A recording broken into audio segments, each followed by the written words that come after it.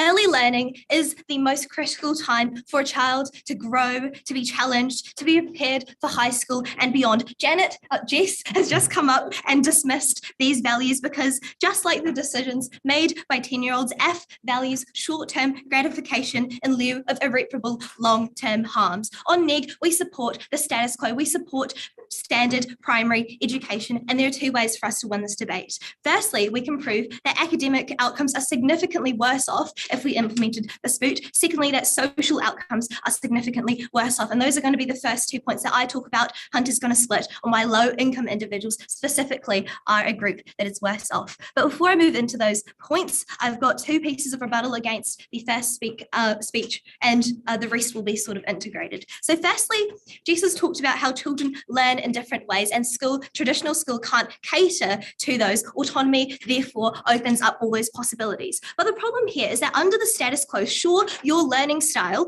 might mean you take an extra week to learn a maths concept, but under F, a child is just never going to learn maths because everything Jess said about seeking serotonin or this gratification means that these choices they grant them under F will result in children creating their own huge educational deficits because they're just never going to engage in subjects that don't bring them that serotonin. They're just never going to learn maths. Secondly, they've talked about attitudes towards school. Firstly, we just want to say that these are under 10s we're talking about. Primary school is not an inherently stressful experience. I don't think every 7-year-old is walking into school saying, I hate it here. And secondly, even if there are any harms at all, these are hugely exacerbated when these kids turn 11 and because F hasn't outlined at all what happens here. So we're just going to assume they go into a normal intermediate or normal high school. They're going to experience this change between something that has been fully autonomous to something that has rigid controls, that has homework, that has discipline. And that's going to be even more harmful because of that huge transition. Okay, so firstly, why under our side, under their side, are academic outcomes worse? And we've got 3 points under this. Firstly, children, again, are unlikely to choose things that aren't immediately gratifying. This is how the mind of a 10-year-old works. 3 points under this. Firstly, that they're not going to choose things that are boring. Why? Because children are poor decision makers. They base their actions on impulses of short-term gratification. They're not going to choose to do maths or reading because those aren't inherently fun for a lot of kids. And so secondly, in that same vein, they're also not going to do things that are challenging because even if they're in a subject that they enjoy, even if they are doing reading, they're not going to push themselves beyond their comfort zone because challenge involves mistakes to some capacity, and that leads to a sense of inadequacy which no child wants. Therefore, we're going to get an overall sense of just low arithmetic, low literacy from children coming out of this educational system. The status quo, where we have a standardized set curriculum, is made in a child's best interest. So when we get this deviation, that ultimately needs to be rectified because even though we give children all this freedom, ultimately their knowledge gaps will need to be filled in. And so the harms on their side are twofold. Firstly, that we obviously have students never engaging in something that they're actually behind in because, again, it doesn't bring them that gratification. And secondly, even if the educational quality is identical, F can't help struggling students, and we would win on this alone because no targeted assistance can be handed out when you have this system of autonomy, when you have this system of free choice. And crucially, what that means is that a lot of children with disabilities aren't going to be recognised. So if you have dyslexia, for example, and you never choose to read, you never exhibit the symptoms of dyslexia, then that disability is never going to be recognised until far later in life when it is way too late to rectify a lot of the harms there. Okay, so secondly, on why we have worse academic outcomes on their side is that therefore on the comparative, children are going to choose things that do provide gratification. They're going to engage in art, they're going to engage in dexterity play, which are intuitively just based on human instinct alone, more enjoyable for young children to engage in. And so therefore we have these already in the status quo, we have these at a suitable level of integration because the ratio against the curriculum has been judged to be the most advantageous. But on their side, it's hugely detrimental when your whole day is unbalanced because because you're always engaging in these activities. And like, just to talk more specifically about this, thirdly, we have children therefore academically disadvantaged for the future, because now they have this completely new system when they enter intermediate, when they enter high school, when they enter just adult life in general after transitioning, where they have to adjust to discipline, where they have to adjust to homework, where they have to adjust to grading, and they're going to be less engaged because they're going to spend so much time, like trying to rectify or like try to fix those perceptions they have of how schooling works. And so then secondly, under this, because of this lack of standardization that was set out by AF with their whole free choice model, like no child is going to be equal in abilities. And that has two huge problems. Firstly, that there's a huge burden on the educational system because we have to then re-standardize all these children when they enter intermediate. And that's going to because obviously the educational system wants to give these children valuable education for the future. And secondly, that there's then this huge burden on children who have to catch up on material they don't know. They have to learn 4 years of maths in the first month of year 5 or something. And so that's going to have huge harms on their mental well-being, because that breaks everything F says about cultivating healthy, happy children, because they're just going to be stressed when they enter intermediate, since they now realize that everything they've done in their past with making choices is caught up to them. I'll take a point if you have one. Do you help children with dyslexia when you force them to read over and over again, or when you give them the option to read in Comic Sans if they want? I think, first of all, under our current educational system, people are hugely supportive of dyslexic children. If they want to, of course they could read in Comic Sans to help with their disability. But the problem with what your side is standing for is that these children who know they have this disability that they are embarrassed about are never just going to read and never going to ask for help, because that's not something that fundamentally brings them joy. And so that's hugely harmful for dyslexic children in general. Okay, and then also Hunter's going to really quickly elaborate later on why fundamentally this has worse effects on low-income families, because this perpetuates, just low mobility, since a lot of children then need these external cultivated educational environments. But secondly, why do we get poor social outcomes on our side of the house? So we've already established that the status quo pushes you beyond your comfort zone, because adults ultimately want the best outcomes for you. They're never going to force you into doing anything you don't want. That's genuinely overwhelming. But what they will force you to do is do plays, do speeches or play sports. And that has two really important outcomes. Firstly, that for introverted children in AF's world, they exacerbate their own echo chambers of isolation, because 10-year-olds who 10-year-olds aren't introspective. They don't make value judgments. They're going to do what's comfortable. They're going to do antisocial things, just choosing to do solitary activities all day. And so they're not going to develop very strong communicative skills, which is going to undervalue them in a society that really values extroverted qualities. Secondly, children who have English as a second language, or who have parents who don't speak a second language, are never going to socialize with English speakers to the same extent that we would have on our side. Because if you're a Chinese or Samoan child who has the choice between peers and teachers that are speaking this foreign language that may even mock you for speaking English with an accent, or choosing peers and teachers that you can relate to and remind you of home and speak something comforting, you're obviously going to always engage with that group of people. If people aren't pushing you to socialize with peers, and at some point they're ultimately going to have to participate in an English speaking society, and that's going to be so much harder when it's way later. Proud to support the children of the future, proud to be on team Real Education. Thank you. Kia ora, I'd like to thank the speaker for that speech and invite the second speaker for the affirmative up to the floor.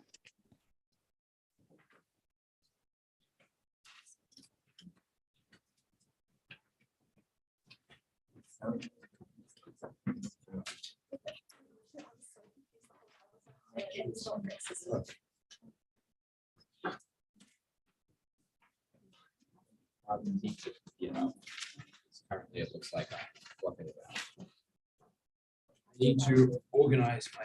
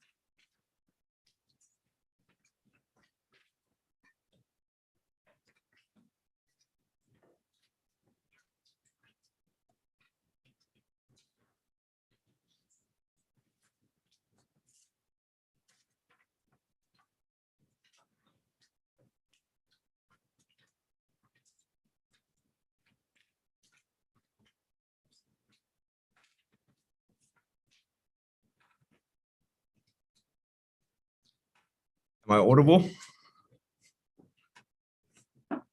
Give myself a little bit of height. Okay.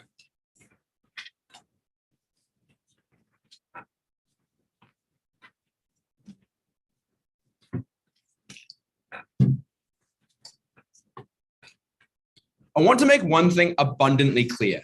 Our model at first was about giving children opportunities to learn things like basic arithmetic, to learn things like how to read in a variety of different ways. It was not about giving children the choice on whether they read at all, on whether they do maths. This therefore defeats most of the material that side of negating has already given you on, say, being able to do having to relearn 4 years of mathematics. Because one, we already reject their characterization that intermediate and high school is this rigid thing. We think it's much more focused on independent learning in the modern world, which is why it's important that we give children a sense of independence and the chance to find what works for them. But secondly, we also think that a child is much less likely to learn basic arithmetic if they struggle with word problems, if they are dyslexic, even if they are mathematic, because you don't give them an option to actually learn in another way. 4 things I'll be doing in my speech then. Firstly, I'll be talking about the under 10-year-old in primary school educational experience. Secondly, on long-term education outcomes. And thirdly, on social outcomes. Fourthly, I'll be splitting on the importance of self-determinism in today's debate. Firstly then, on the under 10-year-old educational experience, okay? What we've heard from side negating is that children need to learn basics at an early age, and we fundamentally agree with this assertion. However, what we reject is that they are the side that gets this. Why is this the case? Because under the current status quo, where there is this more rigid and structured education system, children where that doesn't work for them are ultimately undermined through that process. It means that they don't engage, firstly, as Jess has already explained to you, with that education system, because they learn to fail. They are conditioned to fail if they try and do the math problem the same way over and over and over again, because that is what is correct under the system. But it also means that the education system is less likely to accommodate groups like dyslexic people, as I'll get on later in my speech. We think then that the important impact here is that they start to fall behind from an early age. They start to develop this negative perception of the education system and of school because it tells them that they are the problem and the system is correct. We also think that the best government and teacher, no matter what their incentives are, cannot structurally accommodate for every single child's needs. That is feasible. That is unfeasible and ultimately impossible on your side of the house. We think it's much more important that we allow a child who has the emotional capacity to recognize, I get this, to actually then continue to get this, right? We also think then secondly on the idea that how children behave in the education system. What we've heard from side negating is that primary school is not that stressful. And whilst we think that this would be awesome if it was the case, we actually point out the fact that for the child who struggles with basic arithmetic, for the dyslexic child that is told he needs to read in a certain way, it is actually quite stressful. It is also very easy then to disassociate yourself from something that isn't stressful, that shouldn't be that hard in the sort of wider public view, and therefore you get that kid not showing up to school. We also give you other reasons for stress that Jess has made quite clear. The fact that a structural system that goes, you need to play sports, you need to do the outdoorsy camp, is ultimately harmful to the fat 7-year-old who cannot use the flying fox. We think that leads to things like structural bullying, that leads to people wanting to disassociate from school, and that is ultimately a harm that is exclusive to your side of the house. We also think that children innately are curious. They do want to learn. That is because they are going through the most important developmental phase, as just already characterized at first, in their entire life. It is where they make those associations of whether or not they want to continue with school. It is where they develop those types of attitudes. We think then that the ultimate harm that negating gets those attitudes is that because they tell them to do it in a certain way, if it doesn't work, that willingness to try hard, that willingness to learn quickly fades when it feels like you are the one who is in the wrong and you are unable to adapt because you are unique in your cognitive processes. You are unique in how you are able to learn. At worst case, we also think that even if children do maybe fluff about a bit, they care about what they do more when they are actively choosing to do it. The reason side negating loses this point is because they have failed entirely to engage with any of the reasons for why children are more likely to engage with the education system on our side of the house. That is why we lose this point. As an aside then, on the idea of dyslexia and other such disabilities not being recognized. Look, we think that a child is more open to sort of vent those frustrations when they have a choice against that structure, when when they get, say, exposure to different teaching styles, the exposure to more adults, they're more likely to be comfortable and vent those frustrations. Secondly, we say that even if this is something exclusive to your side, we question then, why is it likely to get recognized or accommodated? Why can you just assert that the education system is so comfortable for dyslexic people, that it's so sympathetic? It's not firstly due to the structural bullying we've already talked about, and secondly, because teachers are quite rigid under their side of the house and what is correct. Secondly, then, on the, yes. In a world in which a student has a choice in between art and the alphabet, how will you ensure that all the students learn the alphabet? Okay, first off, that already isn't our model. So you asserting that is, once again, you losing this case. Secondly, we think that it's more important that a child actually engages with doing something they want to do, because throwing a bunch of letters up on a screen does not ensure that a child is actually going to pay attention to that. It does on our side of the house when we make school an enjoyable, engageable experience. Secondly, then, on long-term education outcomes. As I've said, look, things like intermediate, things like high school, are much more based on independent learning. They're also a time where you get much more resources than you get on primary school, because say with the internet, you're much more likely to engage with, say, visual learning things. You find out if you're a visual learner at that early age on our side of the house. So when you get to intermediate, when you go through that transition to more independent learning, it's much easier because you're not used to having your hand held through the entire way. We think that we don't even need to defend the status quo of intermediate either, so this point kind of washes out. We think that ultimately it's important that a child develops this type of independence. The other point here is that Jess gave you a lot of material on why education at an early age is so important to long-term education, because a child starts to fall behind if they cannot learn basic arithmetic in the way that the system tells them to. But it's also the case they become quite conditioned to fail, because learned helplessness is a massive problem when even later on, there might be this opportunity to diversify and succeed at intermediate. A child is less likely to engage with that if their primary school experience has been structurally telling them that they are doomed to fail, they cannot succeed in the education system. Lastly then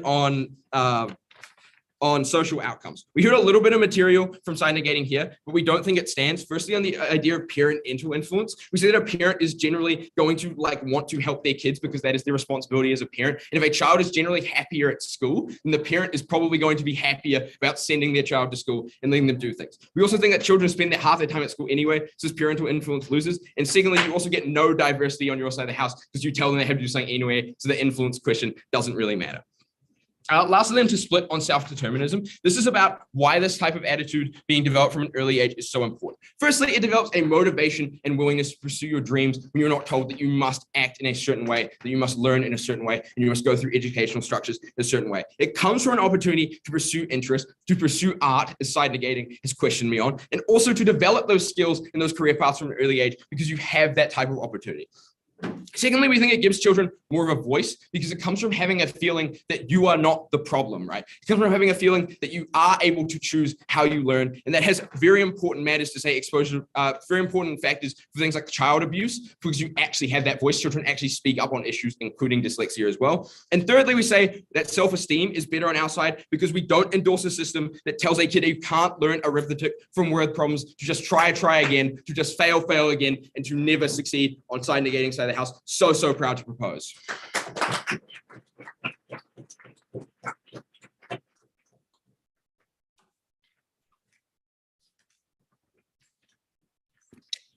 Hinu, I'd like to thank the speaker for that speech and welcome the second speaker for the opposition up to the floor. Haere mai.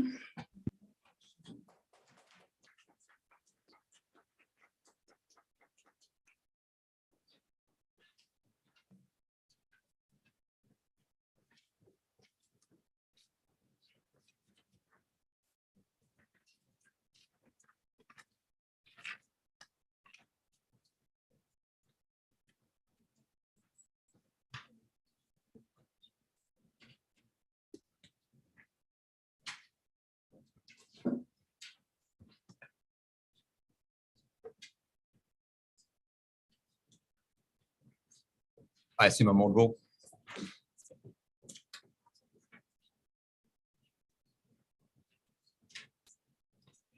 Side affirming has gone round and round in circles in this debate. They don't know if they stand for how the education system looks now. They don't know if they stand for free choice or telling students what they have to do. Stand with side negating, the side of proper education and the side of an actual model of how education should be modeled. what am I going to do in my speech here today? 3 things. Firstly, address why we're winning on academic outcomes. Secondly, why we're winning on social outcomes. Then I'm going to split on how low-income households are affected.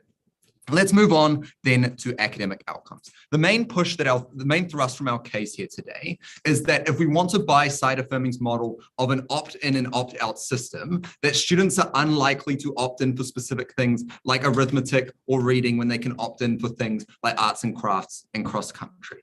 What are the responses we've heard from Side Affirming in this debate? Firstly, they tell us that this is a good thing because students can do things that if they're quite overweight, they don't have to go through the cross country, or if they don't like reading or something, or they can do some sort of dexterity play or something like that.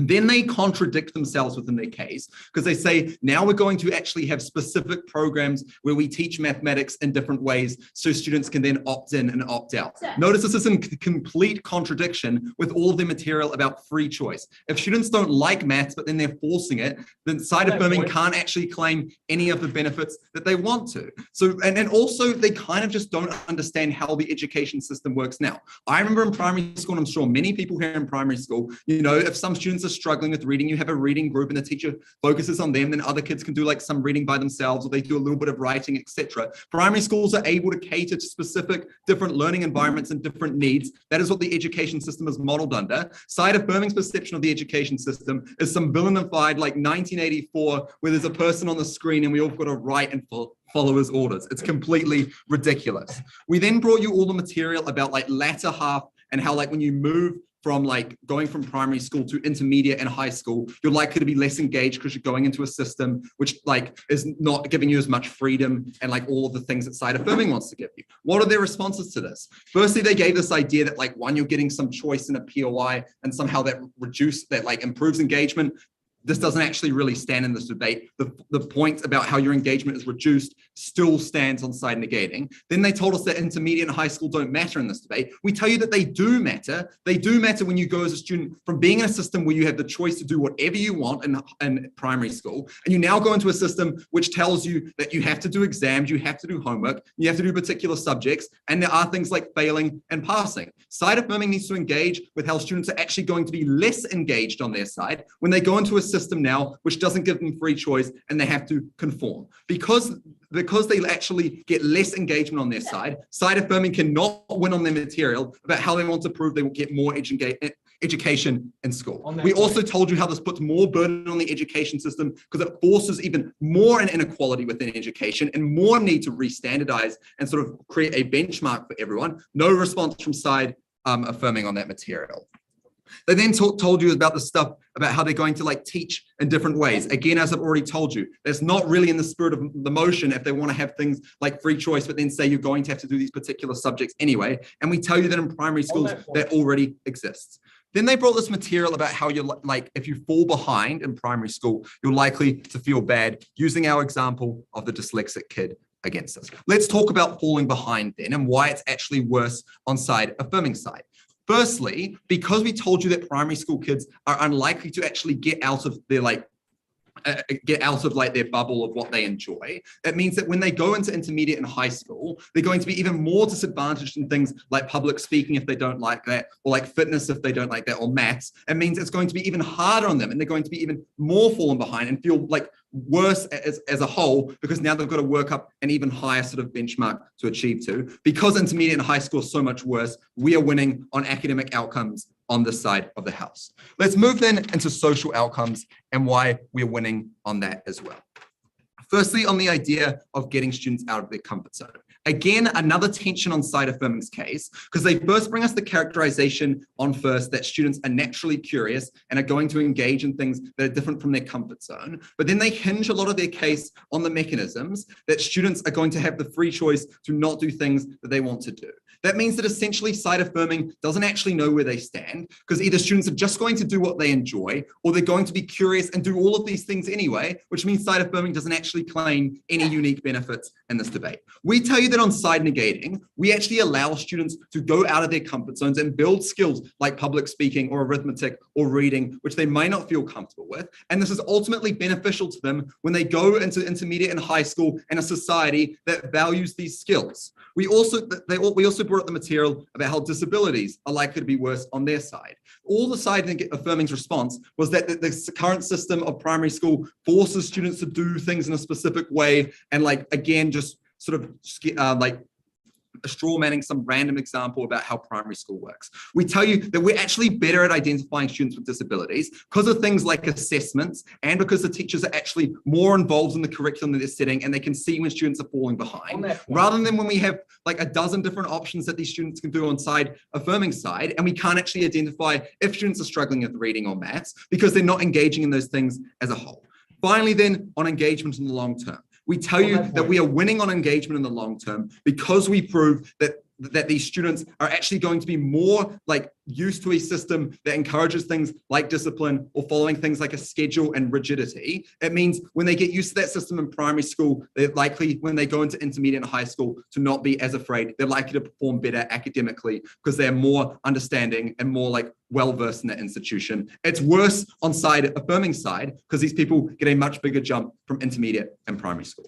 I'll now move on to my material about low-income household and the harms of this. Firstly, a characterization about why these families are likely to do badly, but I'll take your point.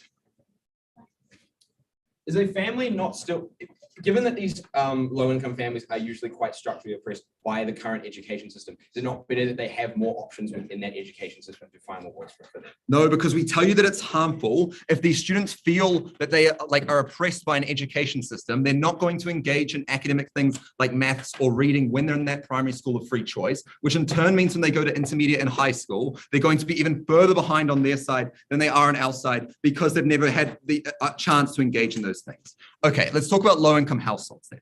Firstly, we characterize to you that these families are likely to do worse in the education system as a whole. One, because these parents are likely working, which makes it harder for parents to teach things like ABCs or reading. And secondly, because these parents have access to like less money, which means they can't afford things like tutoring or babysitters. Why is it worse then on side affirming side for these low-income families?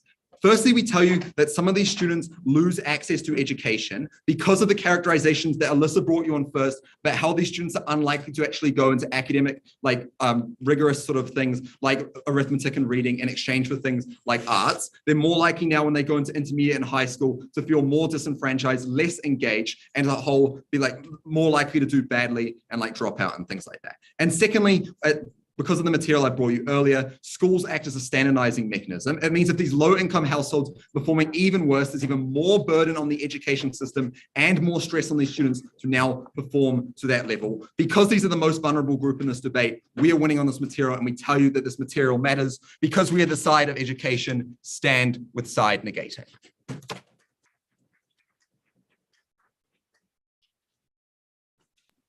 Kia ora. I'd like to thank the speaker for that speech, and now I'd like to welcome up the third speaker for the affirmative team.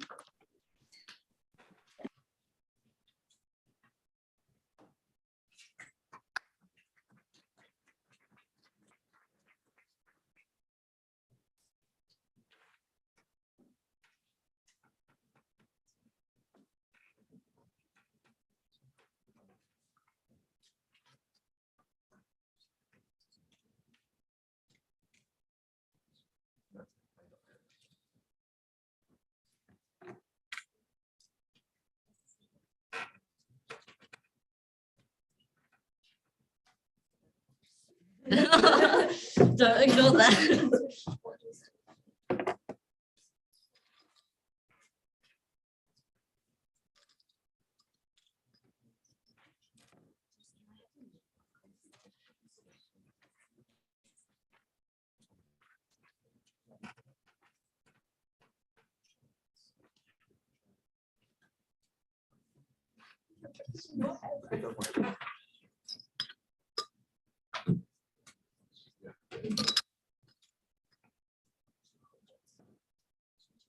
Okay, starting my speech in 3, 2, 1. When NEG prefers a world where education is restricted, where they have no choice in what activities they participate in, they lose the debate today because they restrict their children and force them into repetitive ways of learning that traumatize them permanently in the most crucial ages of learning. 3 questions for the House today. Firstly, how do children interact with the system in the short term, with our system? Secondly, how do children interact with the education system in the long term? And finally, a minor point on vulnerable children. First question then on how children interact with the system. Their key push throughout this whole debate is that children will not choose activities that challenge them. They claim that, oh, you're not only going to choose arts, you're only going to choose arts over maths, right? Our key response here is that 3 responses. Firstly, is that crucially, they fail to understand the problem. The problem is not that they don't like the subject, it's because that they do not like it, because they cannot learn in a way that fits them. The example they bring up with alphabet versus art, which does not stand, because under our side, we can give them the choice of like learning alphabet through art, through drawing things. Yes. Are dyslexic children not like incredibly supported in the status quo already? They claim, okay, we'll just engage with their claim that dyslexic children are engaged with under the status quo. Notice that under the status quo, firstly, notice that they don't actually get to defend the status quo. They have to defend a world where they do not have choice in what activities they participate in. Secondly, dyslexic children don't actually get protection because of the fact that most kids don't know that they're dyslexic.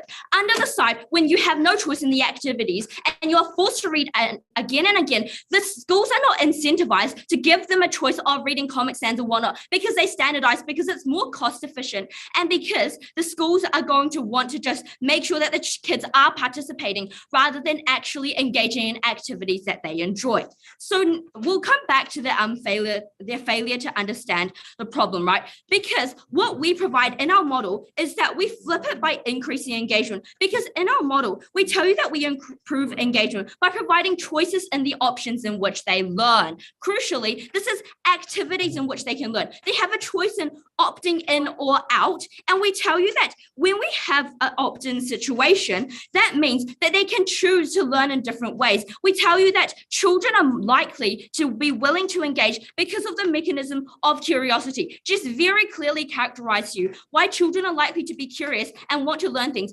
And when we provide them with a variety of activities and methods in which they can learn, this provides an immense benefit where children actually are willing to learn in terms of where children are willing to learn the subjects and content information in the ways that they prefer. Crucially, we are improving outcomes in that we are the side that actually increases engagement when they can have methods in which they learn. Second response is that their claim that school is not stressful is flipped by Levi very clearly when we tell you that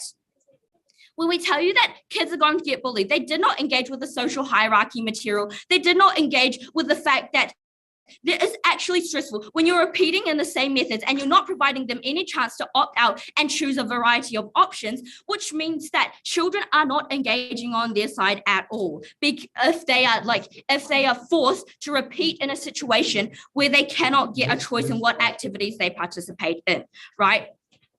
Thirdly, we tell you that even if children do not choose to opt into particular situations, like maybe children just absolutely despise anything related to math, like even if we give them different options in numbers and choices on whether they want to do counting frogs or something, this washes out of the debate because neither side is going to have the children actually willing to learn. Because on our side, if they are not going to opt into those activities, on their side, they're mentally not going to opt into those activities because they are just going to sit there and not listen and just zone out and think about all the stuff they could be doing instead. That washes out of the debate, right?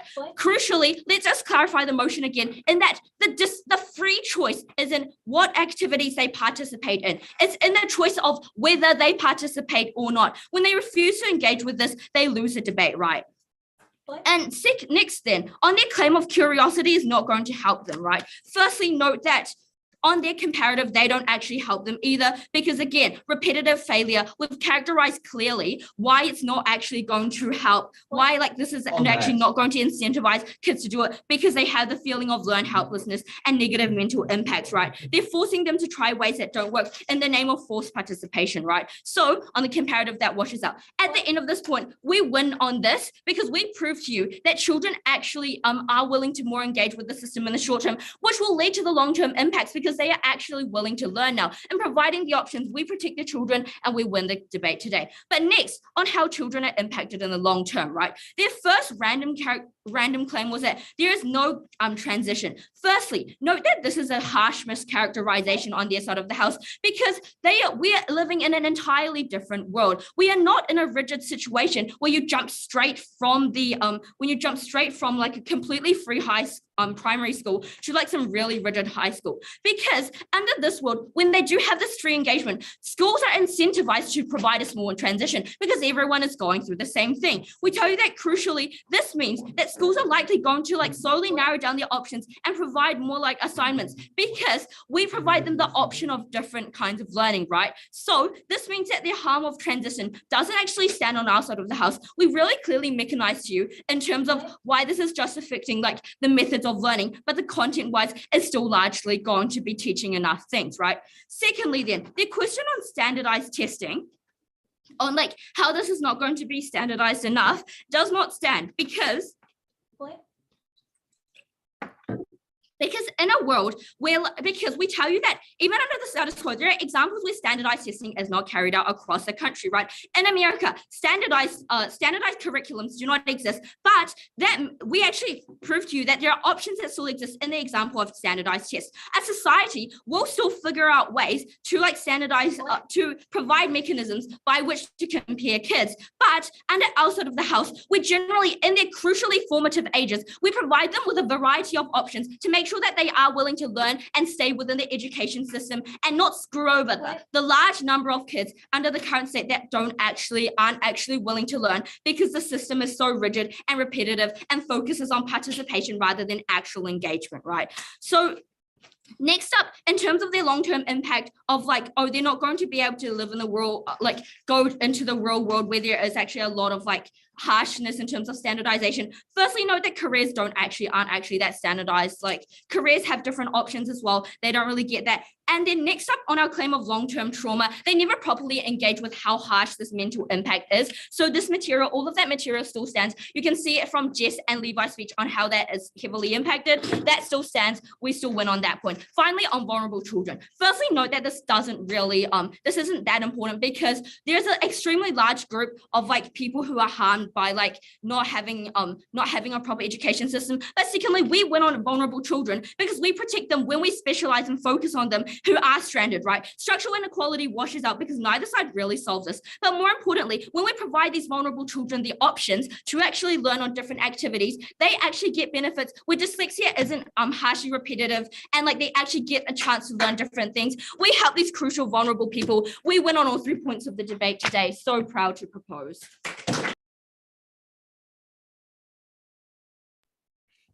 Kia ora, ngā mihi to the speaker, and now I'd like to welcome the third speaker for the opposition up to the floor. Haere mai.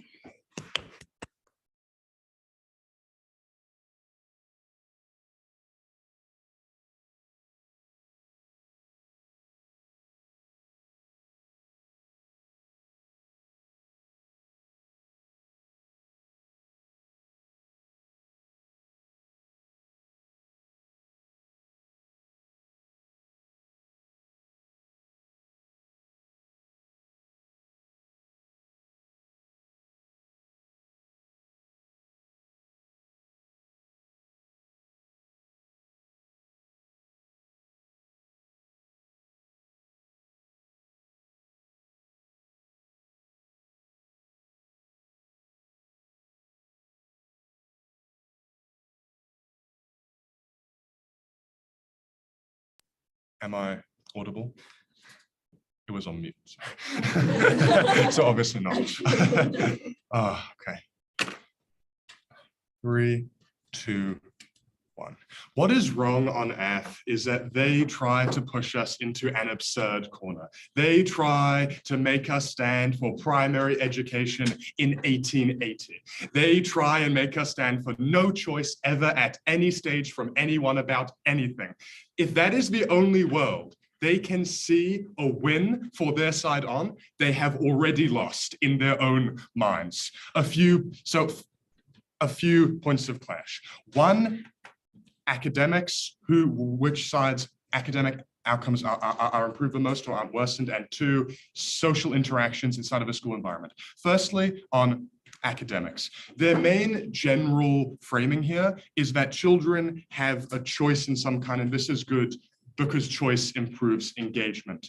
Now, their first problem here is that they've presented two versions of a choice. They firstly have an option in how you learn something, as in a child can like choose to read in a certain font if that's easier. And then there's the broader choice about, do they want to do math or science or like reading or something like that. Now, their problem is that they haven't actually engaged at all in the fact that with their own material about how 10-year-olds do stuff that they're interested in, how nobody will do anything that they don't like at school. They've tried to win and they've ignored all of our responses on this point by simply saying, well, we provide choice because if you learn in a certain way under their side, then they can't learn in that way, and that's bad because engagement falls. What I've said before still stands here. We don't have to stand for that kind of world. I'm going to run you through how this might work in a real school environment. You have reading day, where you have half a day on reading, half a day on math. You organize your class by the classroom teacher into groups. One group does one activity, one group does like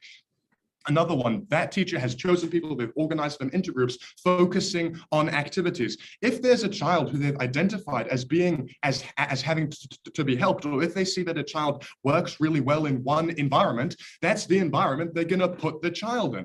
It's not as if that child is even able on their own to fully comprehend, oh, I'm a dyslexic at 6. No, that child has no idea because they've only just learned the alphabet and they think it's hard because all the forms move around in front of their eyes. That is not how.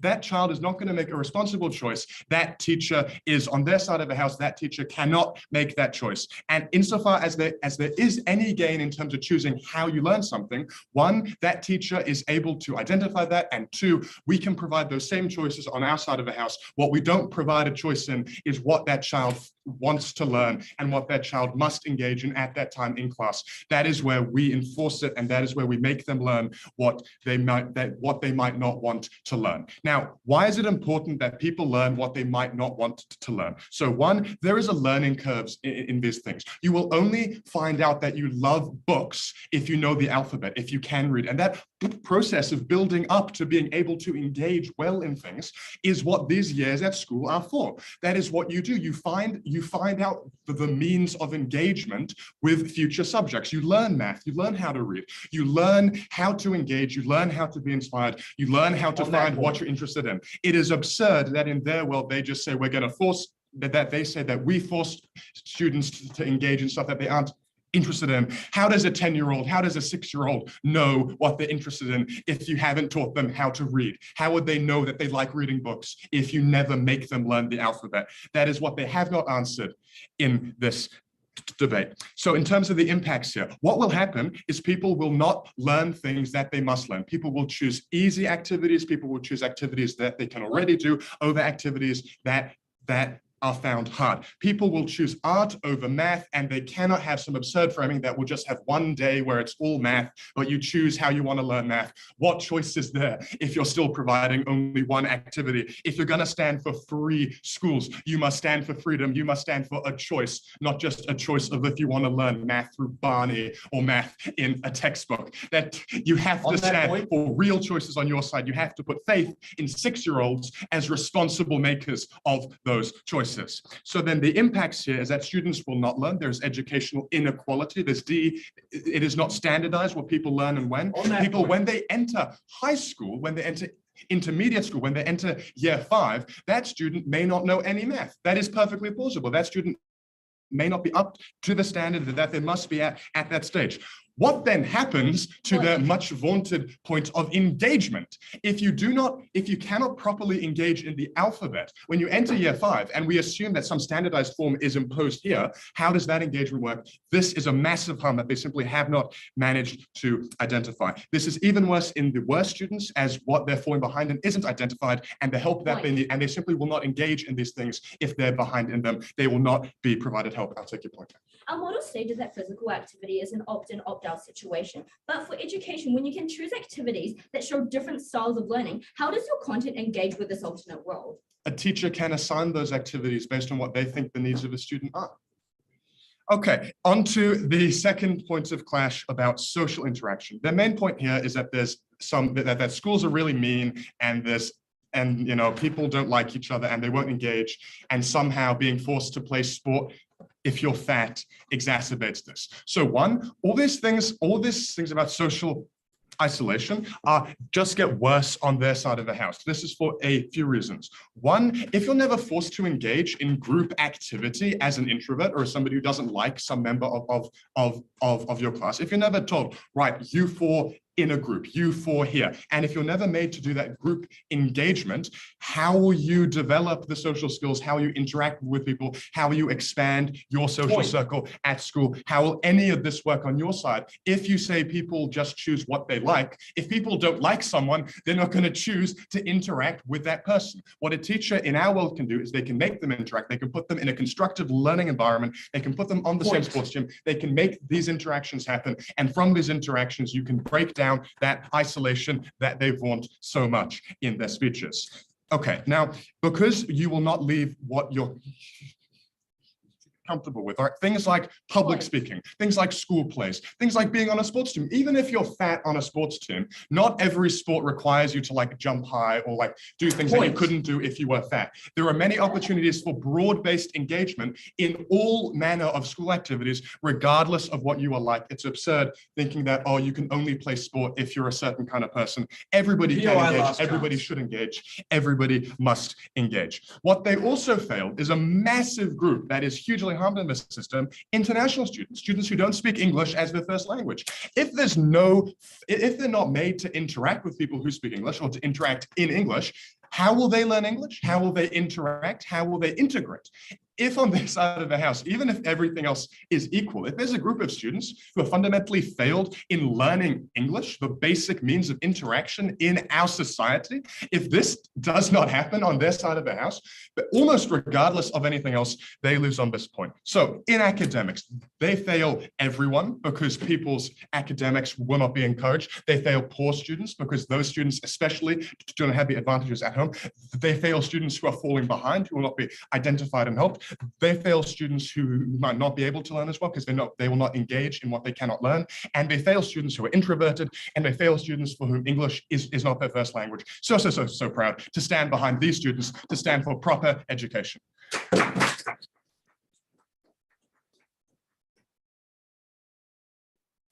Kia ora. I'd like to thank the speaker for the speech. And now, as is traditional, we reverse the speaking order. So I'd like to welcome back to the floor the Leader of the Opposition. Here.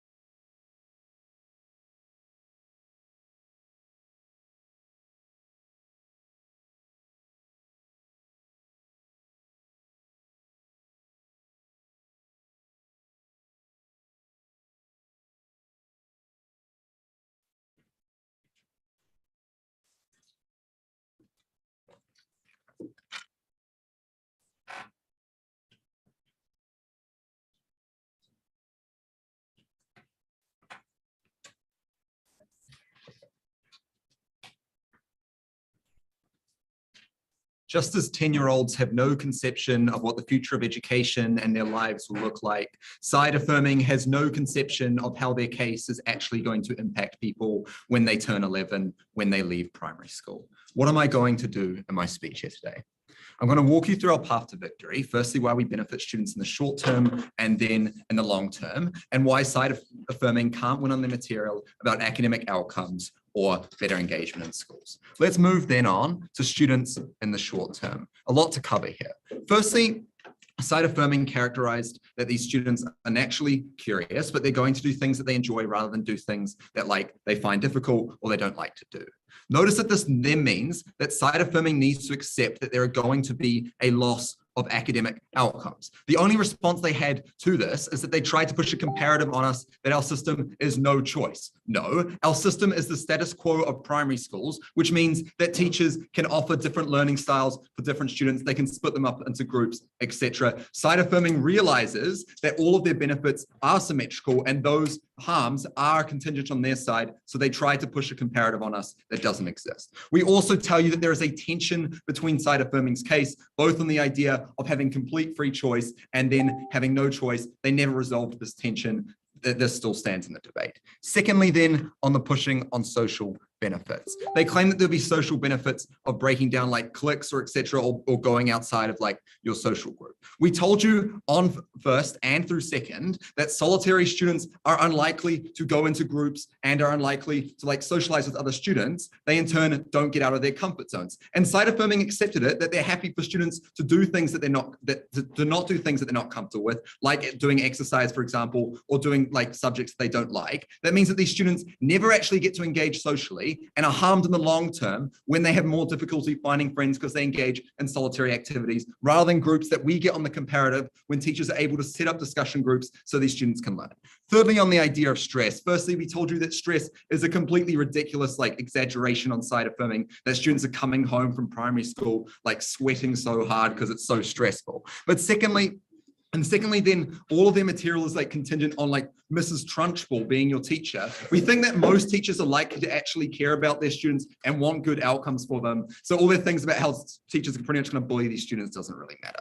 Fourthly, then on finding new interests, we brought you new material about how there's likely that students can find new interests by teachers directing them into things like maths or reading and taking them out of their comfort zone. Side affirming on the comparative doesn't get this because students are going to be forced into things which they think assigned to them as their identity. Side affirming actually worsen things like cliques or worsen things like associated identities because you go into things which you think you are comfortable with as a person rather than the teacher opening up new opportunities for you. We then brought you all of this analysis about international students, learning disability students and low income students. And the only response from side affirming was that they don't matter on third. We think that's a completely ridiculous response. They do matter. These are vulnerable students and we benefit them on our side rather than we just sort of let them get lost in the mist of the education system with no attention from teachers. Let's move that into the long term. They brought a new characterization on third that they're now going to have a transitionary period. They didn't give us a year, but let's be charitable and say 8 or 9, where these students are now going to get prepared for intermediate school. This is completely ridiculous. One, because it's not in the spirit of free choice. But secondly, it also reduces a lot of their benefits now, because why are you going to be engaged? You just reduce the period of time where you can have this free choice. You're going to be even less engaged if you buy all side affirming material. It's a completely ridiculous extension on third. Let's look at how it looks with no transition though. Firstly, we tell you that there's a massive jump from intermediate to high school. It's harmful on students because it's stressful, and it's harmful on schools because they now need to equivalate an even massive inequality. No response from side affirming on that. And secondly, things like skills like public speaking, like arithmetic, reading, confidence, etc. Things that society values aren't taught when students stay in their comfort zone. We on the comparative win it. Stand with the side of balance, stand with side negating.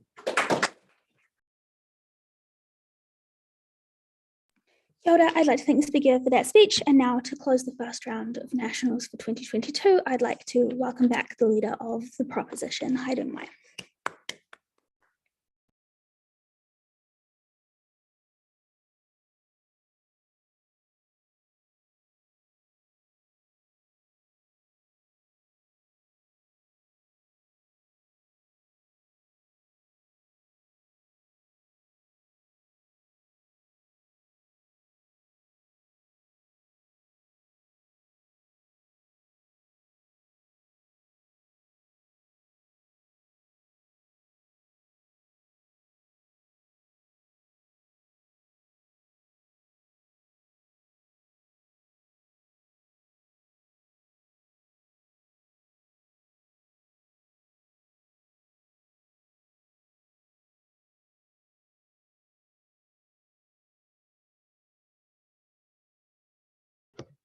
You're muted. Yeah. Sorry, am I audible? Oh my gosh. Well, now it just feels unceremonious. We had to have one. Get it out of your system early. It happens a lot, don't worry. What was I say? Side negating wants to tell us that primary school is not hard, that primary school is not stressful. They then want to take a late stand that they're the only side that enables those who are harmed most, those with disabilities, those with difficulty learning the English language. They also think that they get the best social outcomes for those groups of people by forcing them into streamlined programs for the lesser abled, and that is apparently better than giving them a choice, giving them the same equality with other students. That is why they lose today's debate. 3 points for the House today then. Firstly, on short-term educational outcomes. Secondly, on long-term educational outcomes. Thirdly, on social outcomes. Firstly then, on short-term education outcomes. It's ironic that side negating has no engagement with any of our material on engagement that we brought you at the start and carried down the line. That is, you cannot lead a horse to water. You can lead a horse to water, but you can't make it drink. Putting the alphabet in front of a student who struggles to read is not going to then make that kid learn the alphabet. Instead, engaging with them and going, you have a choice on if you want to learn it this way, and you can recognize what works for you, allows that kid to learn the alphabet, that allows them to have a more pleasant experience in primary school. Secondly, most of the material on side negating actually engages with a completely different argument and model than what we've presented you at first. That is, we want kids to do different activities for learning as we tell you at first. That does not mean that we want kids to choose, nah, I'm not going to do mathematics. No, I'm not going to do arithmetic. That is the exact case that they are fighting. That is why they lose, because they cannot beat a straw man. Firstly, then, what we've heard is some inconsistencies with their case on this point. Again, Alyssa comes out here at first and tells us primary school is not stressful. We tell you bullying and not being able to function in a mainstream is actually quite stressful. Secondly, Hunter then tells you that they're able to recognize all issues with standardized testings. We firstly think this is quite ironic because that is actually quite stressful for a young student. We secondly tell you that, as Jess told you at first, teachers still have quite a simplistic, single-minded ability to judge and make these arguments of what is best for a student. And we thirdly say that the benefits of NEG are greatly reduced when even if kids are getting exposure to a variety of things, they aren't able to actively choose and focus on one. If their status quo that they're defending is that children do get exposure to different ways of learning, they can't settle into any of them, that's ultimately harming them in the long term. Ethan also wants to tell us then later on, the fat kid shouldn't have to do sports where they have to jump high. Yes, we agree. That's why we give them a choice. We also say on solitary behaviors that firstly, side negating has excluded those lesser able kids when they force them into different programs. We give them a choice to engage in the mainstream in a way that works for them. We also think, as we've told you at first, you're more likely to find friends at say arts and craft camps than get bullied for being the fat kid who can't shoot hoops. Secondly, then on long-term education outcomes. Once again, NEG loses this because they can't beat us on engagement. When they ignore our material on how learned helplessness is developed, when you're only presented the opportunity to engage with a system that is not work for you, when you're only able to read in a certain way or be put in a group based on some teachers' simplistic, single-minded judgment. When they ignore the culture of independent learning that exists in high school that we actually want to foster in primary school and prepare people for, as opposed to holding their hand. Children are able to find their comfort zones in the long term when they do things that make them happy, when they do things that don't render them stigmatized. That is why we win this point. Thirdly, then, on social outcomes, all right? Alyssa tells you at first about parent influence being a harm here without much tie-in. We also say that parents are likely to be happier when their children is happy. Hunter then talks to you about impoverished families. We say that a child that comes home sad because they've been bullied for not being able to shoot hoops / doesn't go to school because they're bullied is more stress for that family. We also get no reason why their side actually helps them. And we get no reason why diverse structures, when structural issues are the reason they're in these positions, somehow harm them. We also talk a lot about disabilities, specifically dyslexia. We think that side negating is quite assertive. These children are accommodated and are saved on their side of the house. We say it's hard to save every child. We help these people who are most stranded, who don't get picked up by the slow reading group. Very, very proud to propose.